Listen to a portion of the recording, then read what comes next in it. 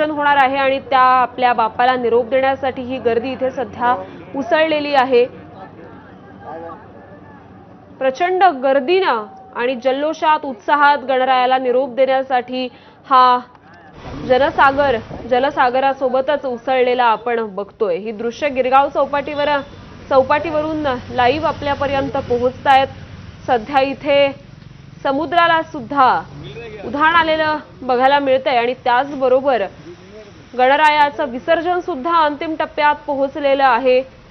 अत्याधुनिक अशा स्वयंचलित तराफ्यांवर गणेश मूर्तीला बसवून अवघ्या काही क्षणांमध्ये ही गणेश मूर्ती आपल्या विसर्जनाच्या मार्गावर मार्गस्थ होणार आहे।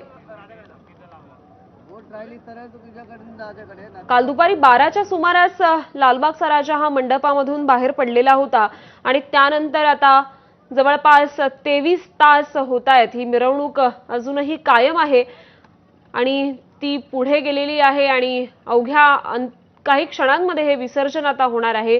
अंतिम टप्प्यात हे विसर्जन सध्या आलेलं आहे। 23 तास ही मिरवणूक सुरू आहे आणि अवघ्या 10 किलोमीटरचं अंतर पार करण्यासाठी या मिरवणुकीला तब्बल 23 तास लागल्याचं आपल्याला बघायला मिळतंय।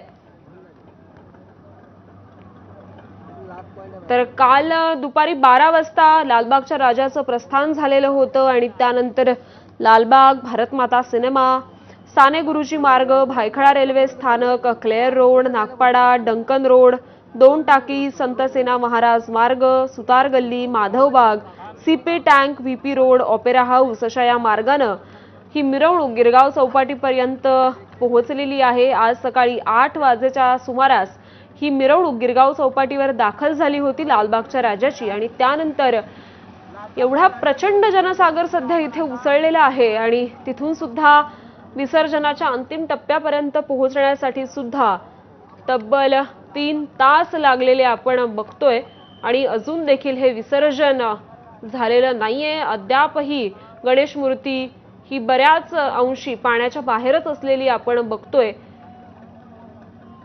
डोळ्यात साठवून ठेवावीत अशी ही दृश्य असतात दरवर्षीचीच आणि यावर्षी सुद्धा तोच उत्साह, तीच शक्ती, तोच जल्लोष या गणेश भक्तांमध्ये कायम आहे। कारण मुंबईचा गणेशोत्सव म्हटलं की प्रचंड उत्साह, धामधूम आणि त्याचबरोबर आकर्षक असे देखावे सुद्धा महत्त्वाचे असतात। तर ह्या विसर्जन मिरवणुकीवर आपलं लक्ष असणारच आहे। तुर्तास एक छोटासा ब्रेक घेतोय, बघत रहा एबीपी माझा।